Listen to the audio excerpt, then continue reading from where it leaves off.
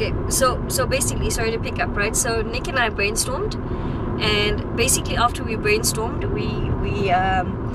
he came back and he says, I love it, I'm gonna do this. And it was great because at the end of the day, the web forms a very important element. Turn right soon, okay. The web forms a very important element of this entire thing. And without, I must admit, without the web, I mean, all of these things fall short. Turn right after 300 meters. And the one thing I learned through this whole thing is, when you're sitting in a corporate environment and you're briefing websites and you've got to have the standard way of doing things and, all the red tape with the approval systems, and you work with multinationals, Please turn next right. it's a huge thing because you've got to get the EMEA approval wherever you got, and you've got to comply with global branding regulations, and it really becomes anal after a while, but you have to comply irrespective because naturally it's a big brand and you can't really play around with it.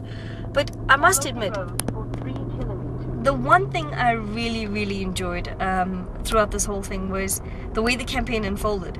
And we could basically do what we want to do. Oops. Cop car. See, I got mobile phone in my hand. We could basically do what we wanted, obviously bearing in mind that it had to have a professional look and feel. And it was awesome working with them. You sit and you understand how these guys code.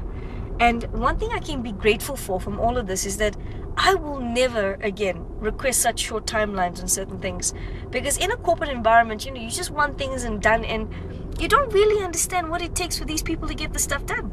And I have a whole different level of respect for designers, an extreme level of respect, because having seen how they work, it's not easy. People in these sites are probably thinking I'm really off my crackers talking to myself on a mobile phone. But yeah, so the web elements were coming across awesome, and you watch people work, and it's like physically you can't see it because it's literally on the PC, but you look at how neatly they work and the ideas and the way they treat you and they correspond. And the fact that Nick was doing this as a sponsorship, some people would treat it as less important than any other work because there's not tangible money they're investing. And not once did I ever get treated or told I can't take your call, or I'm busy, or it's not a priority.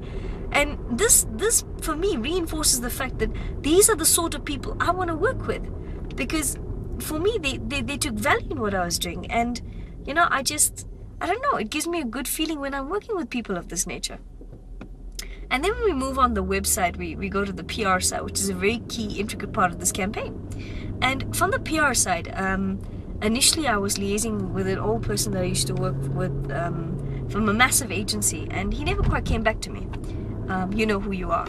So that was fine, but it wasn't like I could moan and groan and say, okay, well, you know what, sorry, hump. Not that I could moan and groan and say, okay, this is the story.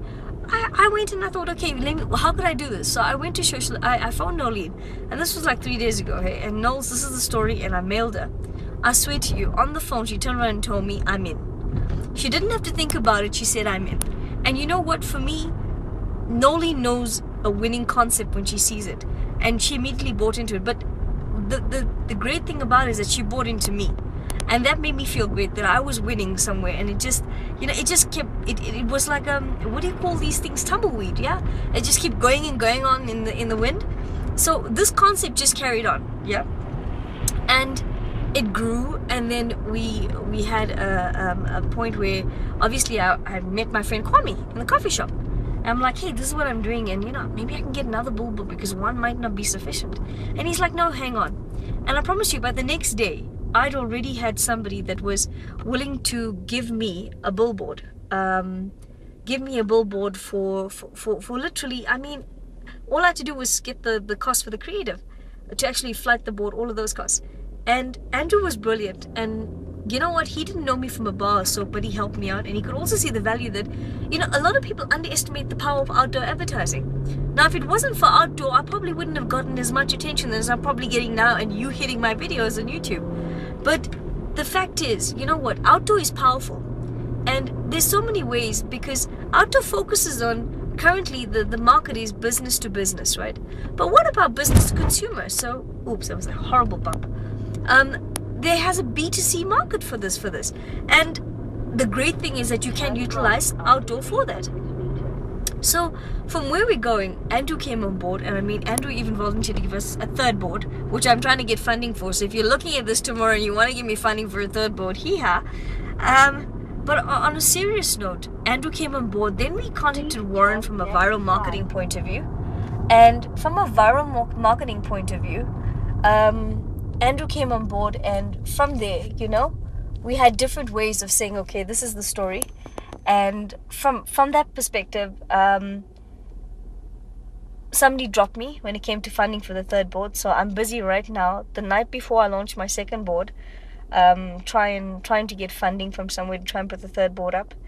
And but that's beside the point. That we can get in time. We can build the confidence levels. We can show the return on investment. We'll get the board. So that's the board. And the last thing, okay, was Shosholoza. You know, before this whole thing aspired, I think it was actually key. I should have covered the guys that actually styled me. So my baby sister who rocked my world because she did my makeup. And as you can see, I probably look 10 times better on the board than I do now, because I'm in my tackies. As you can see, I'm in my tackies. Yeah, nothing fancy. I bought these in Germany long time ago. And basically, it was Mandy, my hairstylist. Thank you, Mandy. I think without Mandy, I couldn't have done a lot of things. Because she's always made me look good, especially my hair. You know, chicks feel really confident when their hair is great, and their nails, by the way. You know, and one thing I'm very thankful for is that these people came on board, and you know, Craig Owen. I used to work with Craig when we were at Microsoft Photography. Awesome guy. He's probably the only guy I know in photography that doesn't moan as much. You know, usually they're like, oh no, but you can't. Craig is an I-doer, I call him. I call all these people who do things a doer, right? Craig's a doer. So Craig came on board and he made magic, and he made me look great for nothing in his studio. And he volunteered his time in every shot. Wasn't because, you know, oh, I can't take my time up another job. He gave me the attention that he would for a. He gave me the attention. He basically gave me the attention he would have given a paid customer, and that's what I appreciated. The respect levels were there, and yeah, this campaign has been rocking and rolling. You know, I'm gonna stop it because I need to focus. We got we're on Delray, right? We're actually trying to flight this board tonight. So between trying to keep my power on so that I can still record and tell you Oaks how this whole thing's unfolding, I'm gonna cut off now, and we'll. Next left, then take the next right turn. Okay, cool. I'm gonna cut off a bit so I can save some time on this, and then try and see if I can charge my phone again later. So, guys, I don't know where the flippin' hell I am. All I know is that I'm in Hillbrow somewhere, because flippin' GPS takes me through Hillbrow. You know, what does a freaking Indian chick from Durban know about Hillbrow? My God. And I'm wondering, why am I driving through all these scaly areas? I can't for the life of me figure out where the heck I am. You know? Man. I mean, I got nothing against Hillbrow, but Jesus, man. But you know what looks awesome is this tower. This tower looks really awesome. Can you see it?